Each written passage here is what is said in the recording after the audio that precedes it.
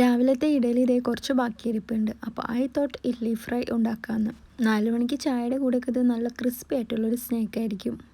കൂടുതൽ പണിയൊന്നുമില്ല ഉണ്ടാക്കാൻ വേണ്ടിയിട്ട്. ഇഡ്ഡലി എടുക്കുക, കട്ട് ചെയ്യുക, കുറച്ച് മസാലാസ് ആഡ് ചെയ്യുക, മുളക് പൊടി, മഞ്ഞൾപ്പൊടി, കുറച്ച് ഉപ്പ്, കുറച്ചധികം ചിക്കൻ മസാല, ഇതെല്ലാം കൂടെ മിക്സ് ആക്കുക. പിന്നെ ചൂടായ എണ്ണയിലേക്കിട്ട് ഫ്രൈ ചെയ്തെടുക്കാം. ഈ ഒരു ബ്രൗൺ കളറാകുമ്പോൾ നമുക്ക് മാറ്റിയെടുക്കാം. മസാല ഒന്നും ആഡ് ചെയ്യാതെ ഫ്രൈ ചെയ്തെടുത്താലും നല്ല ടേസ്റ്റാണ് കഴിക്കാൻ വേണ്ടിയിട്ട്. പിന്നെ ഒരു സോസിലും കൂടെ ഡിപ്പ് ചെയ്ത് കഴിക്കുമ്പോൾ അടിപൊളിയായിരിക്കും.